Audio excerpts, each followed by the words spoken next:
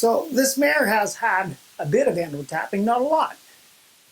So I just tap and wait. Tap and wait. So she's already had a little bit of teaching to it, so that she understands that when there's tapping, she should bring her head down and start to relax.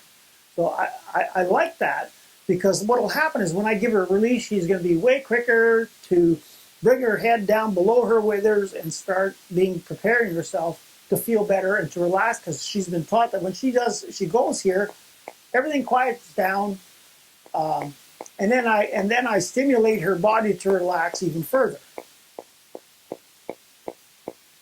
So you see that little bit of a head down and bobbing up and down. That's her. She knows the cue. She should bring her head down when I tap. But as she starts to feel better, I'll keep tapping, and she'll just want to stay there and go, oh, that feels good. Because by stimulating the endorphins in her body, and by stimulating the muscles and absorbing them in the bloodstream and then going to their brain, they start to relax and they can't help it. Okay?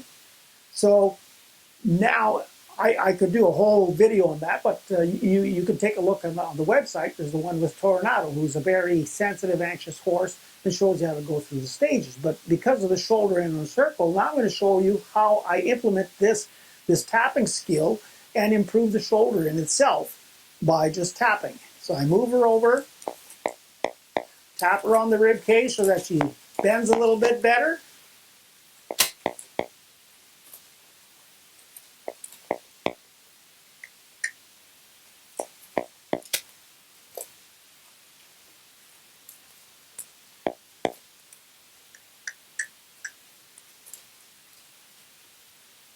And ask her to come down.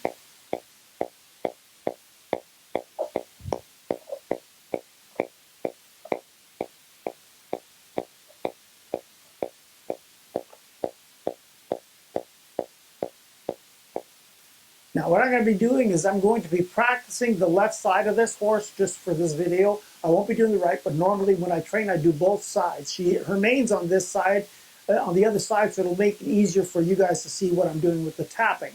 All right, but when you're training, you always train both sides. All right, so again, head, shoulder.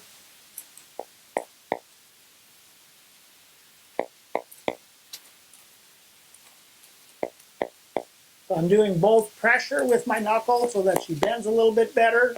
Ask her forward. So when I tap her, she's thinking that we're doing the tapping standing still, so that's why she kind of slows down a little bit. And what I'll do is I just urge her to go forward. Don't get on her case. Push.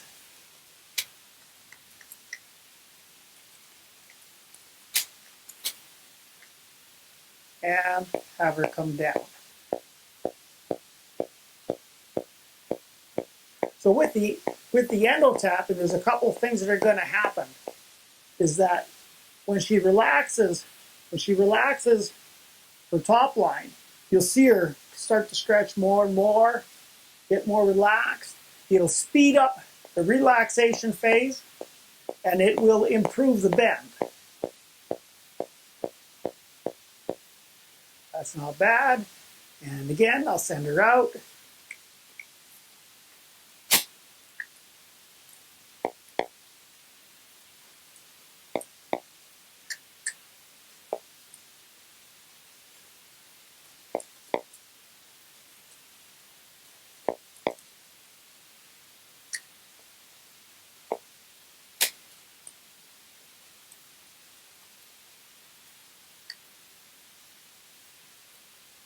So I use the EndoTapper there to assist her back up.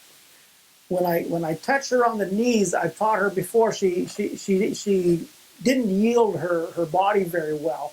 So what I did is I taught her that if I raised her head and I pressed on her knee, that she should pick that leg up, pick that leg up,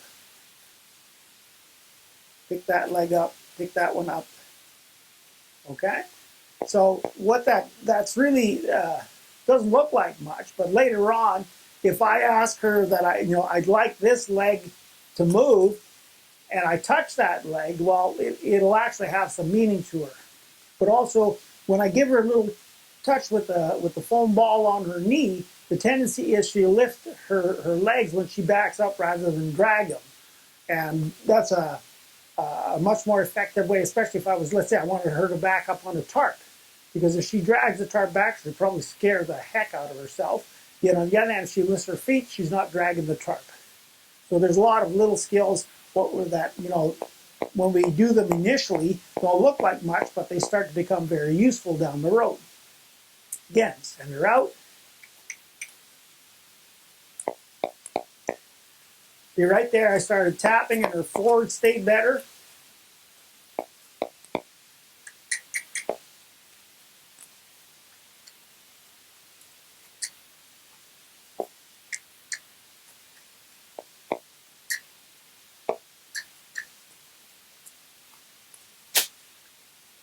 And again, that wasn't bad right there. Let her come down.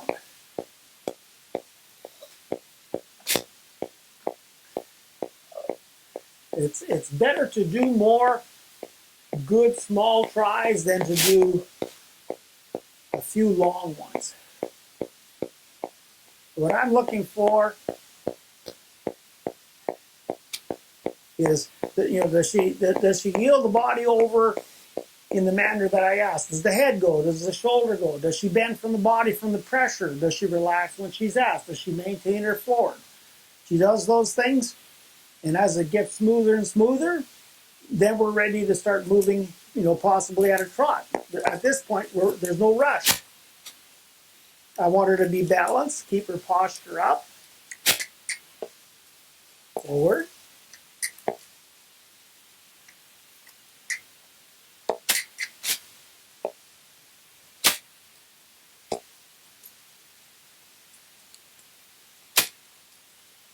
You stop, now to back up. Well, see, when she was bringing those hind legs in on that shoulder in, as I crossed in underneath, I raised her just a little higher, asked her to move that backwards. She's not stuck. A lot of horses, if you've ever seen them, especially in a show, people ask their horses to step, and they're standing like a cow, all strung out. And then people wonder why they can't, because they've got the brakes on. They can't back up. But if you ask that horse to bring the hind end underneath, then ask it to move back, then that horse is not going to be stuck. So the key is, if we allow the horse to go into a good posture and position, and then we ask them the question, they're going to be a lot more likely to guess the correct answer. Head, shoulder, and over.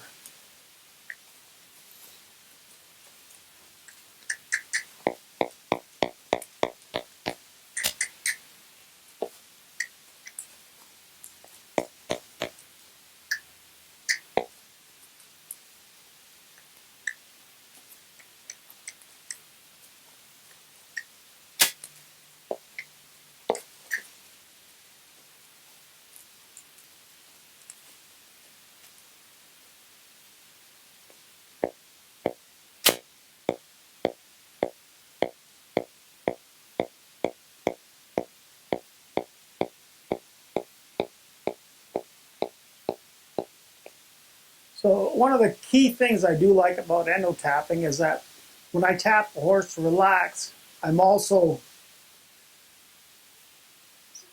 taking the time to make sure that I bring myself down. So when I tap that horse, they come down, I breathe, relax, let it go. Breathe, relax, let it go. A lot of times what happens is that the human being that's leading the horse can't relax themselves. And what happens is that they drive the horse nuts. Because that horse feels like there's always something that's going to happen because you look anxious. And you can't lie to them. They can tell when you are and when you're not. So if you don't allow that horse to find a happy place and feel comfortable beside you, they're not going to be very good at answering those questions you ask, especially when you start getting to the more complicated skills. Okay, and if anybody's thinking about getting into working equitation, that shoulder in on a circle and on a straight is so important for a formative skill, it's not even funny. Who can't use that skill? There isn't any discipline in riding, whether even driving, When I get a horse that has really good French classical skills, there's such a joy to drive with. I don't know if any of you've ever done a pirouette with a horse in a two-wheel carriage. It is so much fun. A canter pirouette, it's awesome. Good. So I wouldn't be scared, to practice this type of a skill for, let's say, 20 minutes to an hour. There's not going to be any stress. This horse should get more relaxed. The energy phase should be crisper and crisper. The horse should have better and better shape. And we'll show you later on how this mare improves. Just because she's 16 years old and she really doesn't have some of these skills, and nobody has taught her a heck of a lot, doesn't mean she can't learn these things.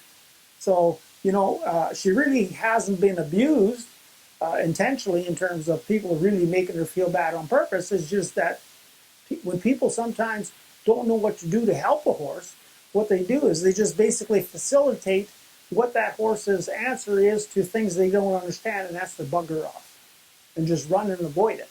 And that's what she does. So again, we're going to teach her there's a different way and that she can feel good doing about it. So, we'll see what happens. So keep in mind and be ready for the next installment, and we'll show you where this can go.